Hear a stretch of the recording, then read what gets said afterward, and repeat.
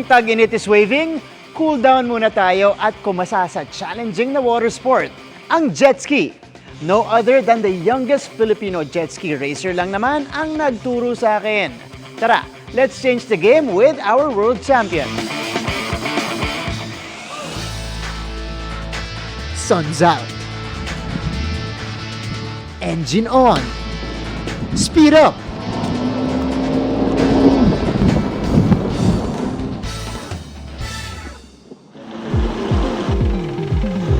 Habang painit na ng painit ang panahon, join me as I cool down and try another water sport adventure. Hindi lang to pang fun day out ng pamilya o para sa mga hanap ay adrenaline rush. Dahil alam nyo ba na ang personal watercraft na jet ski ay isinasabak din sa competitive racing worldwide? At sa kauna-unahang pagkakataon last year, ang pinakabatang Pinoy jet ski racer ang nakasungkit ng World Championship sa International Jet Sports Boating Association World Finals sa Arizona, USA. Meet 17-year-old Anton Ignacio na as young as 12 years old ay natuto ng mag-jet ski. The pressure is really high because I have to perform and I know a lot of people are watching. But it's really fun to represent my name and my country. Proud parents ang mga magulang ni Anton, lalo't dating international jet ski racer din ang kanyang ama. Since Anton is our only child, sabi ko kailangan meron sumunod sa yapak ko nito. So I really encourage him to ride. Little do we know, after ilan years, he will get the world championship. It was really nerve-wracking to see him race kasi ang liit-liit pa niya. And I think throughout all his races and practices, I developed more trust in him. We always pray for a safe race more than a win. Magpapahuli ba naman ako masubukan ang isa sa mga must-try water sports sa mundo? A tip I would give you is be easy on the throttle first. Go around maybe 1/4 and then eventually 2/4, 3/4 and then full throttle. Okay, hindi ako pwede ma-excite. You might fall, you might fall. Okay, sige. Let's go.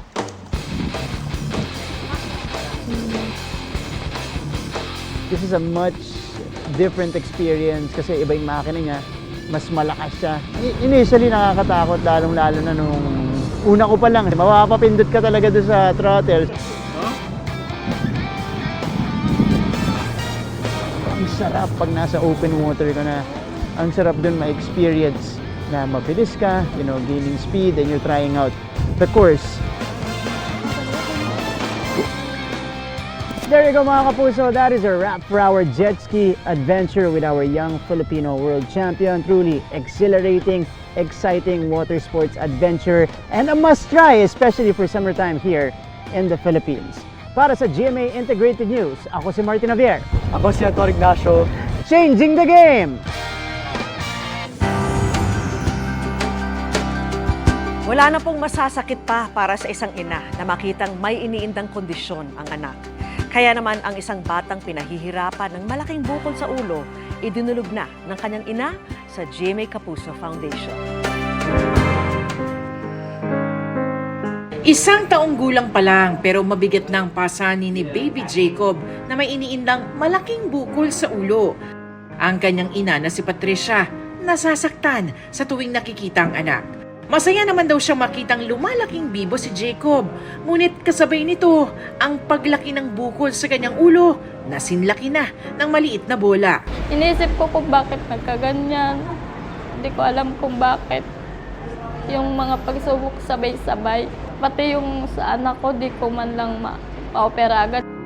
Hindi naman sapat ang kinikitang 350 pesos ng asawa niya na construction worker para sa gamutan ni Jacob. Kaya po palaging ako nagtatrabaho ng construction para po sa panggamot ng anak ko. Saka yun, nangungutang. Kaya mula Nagas City, bumiyahe sina Patricia papuntang Maynila para humingi ng tulong sa GMA Kapuso Foundation.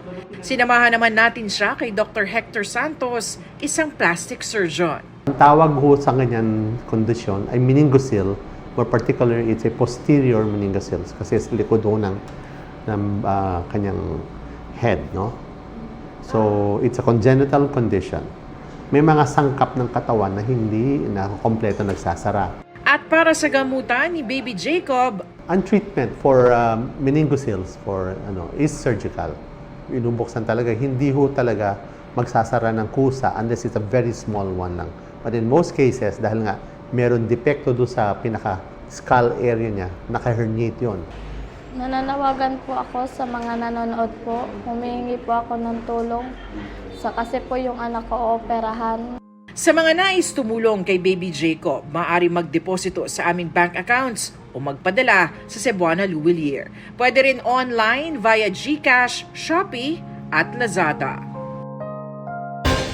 World record breaker ang papista sa Quezon City kung saan mahigit 300 putahe ng baboy ang inihain. Pero may ibang misyon pa ang Hog Festival 2024 para sa mga magbababoy. Nakatutok si Von Aquino. Iba't ibang pork dishes ang inihain sa pagbubukas ng Hog Festival 2024. Lechon, bagnet, adobo, menudo, sisig, pati mga fusion dishes. Kabilang sa mahigit 300 pork dishes na inihanda sa pagtatangkang makuha ang Guinness World Record para sa most variety of pork dishes on display. Sa pag-iikot ng official adjudicator mula sa Guinness World Records, 28 sa 341 dishes ang na-disqualify dahil hindi ito nakasunod sa guidelines. Pero sa kabila nito, the most variety of pork dishes on display is 313 dishes. Congratulations! pasok ito para makuha ang Guinness World Record Certificate. We are witnessing the history unfold before our eyes. With our objectives to promote local Pinoy pork, link institutions like hotels, restaurants, carinderias, and home cooking nanays for our hog farmers producers. And of course, to promote inclusive cities like Quezon City and the Philippines as a food tourism destination. Ang Hog Festival layong suportahan ng industriyang tinamaan ng pagkalat ng African swine fever. Ayon kay Agriculture Secretary Francisco Chu Laurel Jr., patuloy silang gumagawa ng hakbang para mapigilan ang pagkalat ng ASF. Research and development are integral to our strategy, and collaboration with scientific institutions and industry experts will drive the development of innovative solutions for ASF management and eventual eradication. Para sa GMA Integrated News, Von Aquino, nakatutok 24 oras. Back-to-back ang plot twists sa action-packed series sa primetime na Black Rider. Bukod sa mga revelations, makakasama na rin ni Ruru Madrid ang ilan niyang co-stars sa hit primetime series na Lolong. Makichika tayo kay Katati Bayan. Pinagkaguluhan si Black Rider star Ruru Madrid na mag-perform on stage para sa first Malabon Filipino-Chinese Cultural Festival sa Malabon. Si Black Rider nag-ala Mr. Suave on stage. Flatter din si Ruru tuwing sinisigaw ng mga taga-Malabon ang Black Rider. Natawag sa akin ng tao, Lolong, tapos ngayon Black Rider na. So parang nakakatuwa na tumatatak po sa puso po ng mga kabataan at ng sambayan ng Pilipino yung mga programang ginagawa po natin. Speaking of Black Rider, nireveal na ang biggest plot twist this week. Nag-cruise na ang landas ng dating magkasintahan na sina Edgardo at Alma, played by Raymond Bagatsing at Rio Locsin. Pero matatanggap ba ni Elias na ang taong sumira ng buhay niya ay kanyang ama? Hindi ako makapaniwala. Buhay ka. Magtutuos na rin ngayong gabi sina Elias at Calvin, played by John Lucas. Hindi na ako makapaghintay na magharap kaming dalawa. Dito mismo, mamamatay si Elias. Ito na, ang matinding pagharap ni na Elias Guerrero at ni Calvin Magallanes. Grabe tong mga bakbakan. So hopefully, abangan nyo po yan at di lang yun. Yung revelation, syempre nakita na si Alma, si Senyor Edgardo. Paano mangyayari pagka nalaman na ang katotohanan, di po ba? So ang dami actually, ang dami pong dapat nilang pakaabangan, hindi lamang sa aksyon, kundi sa mga drama, sa mga kilig-kilig pagdating kina Pretty at Oka, di ba? So nakakatuwa dahil kompleto Ricardos po itong Black Rider. At sa bagong yugto ng Black Rider, ang gumaganap na Teresa na si Michelle D, makikipagbakbakan na rin kay Calvin. May mga bagong karakter din na papasok sa serye na magpapahirap palalo sa buhay ni Elias. At ang reveal ni Ruru. Magkakaroon ng mini reunion ang Lolong cast. So meron po mga galing ng Lolong na naging parte po ng Lolong at magiging parte na rin po ngayon ng Black Rider. Yan sina Paulo Paraiso, DJ Durano, Leandro Baldemor, Gerald Madrid at Lander Vera Perez na mga tinaguriang paa na alakdan o mga tatay ng Golden Scorpion Boys. Bukod sa bagong cast members, sabik na rin si Ruru sa mga fight scenes nila ni Yorme Isko Moreno. Ang daming words of wisdom ni Yorme. Nakakatawa kasi sabi niya sa akin na happy daw siya na naging parte siya ng Black Rider. Ang dami niyang mga nasi-share sa akin na mga naging struggles niya before. At sinabi niya na laban lang, pagpatuloy mo lang yung ginagawa mo, paghusaya mo lang yan at makakamit mo lahat ng mga pinapangarap. Katatibayan updated sa Showbiz Happenings. Dumalo na sa mga pulong si Pope Francis matapos ang kanyang medical check-up. Noong isang araw, nagpunta sa ospital ang 87 taong gulang na Santo Papa na nooy mayroon daw karamdaman ng influenza o flu. Hindi idinetalya ng Vatican kung ano ang mga medical test na ginawa. Ilang beses na rin siyang dinala sa ospital nito mga nakarang taon dahil sa iba't ibang klase ng karamdaman. Noong July 2021, 11 araw na natili si Pope Francis sa ospital matapos sumailalim sa colon surgery. Kinailangan din niya ng atensyong medikal nitong nakarang taon dahil sa respiratory infection, hernia-related surgery at mild flu at lung inflammation. Nagtipon-tipon ang ilang grupo bilang paggunita sa pag-uumpisa ng National Women's Month ngayong Marso. Ang ilan, idinaan sa dance rally ang panawagang pagwawakas sa gender-based violence, pagtaas sa sahod at pagtutol sa charter change. Nagsuot naman ng kulay lilang damit ang mga grupong nagpahayag ng suporta sa programa ng Commission on Human Rights na Purple Women's Month. Sumesentro po sa women empowerment ang naturang programa na layon ding palakasin ang paglahok ng mga kababaihan sa politika. Tinalakay rin ngayong araw ang iba't ibang krisis na kinakaharap ng kababaihan base po yan sa Ulat Lila 2024 report.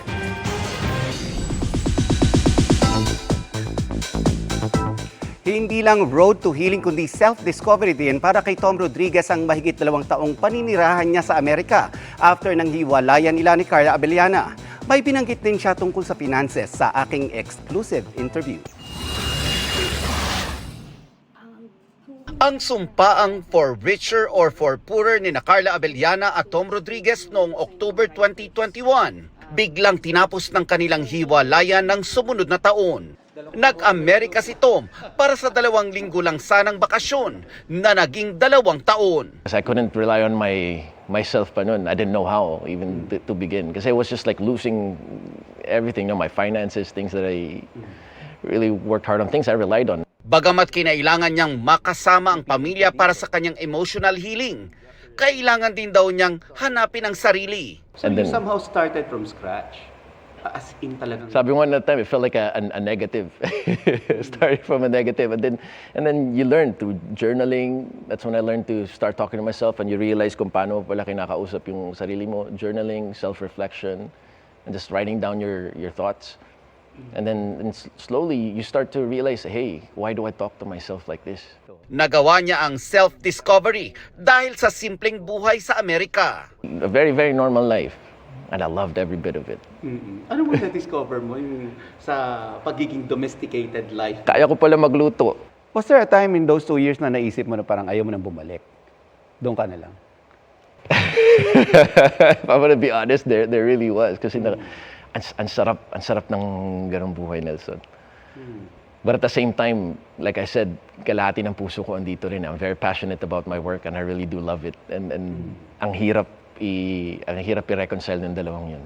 Bukod sa pag-move on, nakahanap muli ng pag-ibig si Tom. At habang ini-enjoy niya ang buhay kasama ang kanyang mga maliliit na pamangkin, na-rediscover niya ang isang malaking pangarap. Do you see yourself na having a family in the future? That's always been my dream. Na parang Nagkaroon ka ba ever ng takot? Nung time na I was staying with my family, hobby namin ng mga kapatid ko, part of my healing, we would play Fortnite. So I would play with my brothers. And when I heard my brother, Walter, was disciplining his son, and then when I heard that, I was like, yum. Kita agad oh. Like, baga kang daddy. I was like, he sounds like dad. I was like, that was my dream, and I bawled. I was like, that was my dream, and it'll never happen again. Because at that time, I thought, I don't want any more of that. But now I'm open to it. That's my dream is back again. Nelson Canlas, updated sa Showbiz Happenings. And that ends our Friday Chikahan sa ngalan ni Ia Arellano. Ako po si Nelson Canlas. Happy weekend mga kapuso. Vicky, Pia, Emil. Thank you, Nelson, and happy weekend din sa inyo. Happy weekend! At yan po ang mga balita ngayong Biyernes. Ako po si Vicky Morales. Ako po si Pia Arcangel para sa mas malaking misyon. Para sa mas malawak na paglilingkod sa bayan, ako po si Emil Sumangil. Mula po sa GMA Integrated News, ang News Authority ng Pilipino, nakatuto kami 24 oras.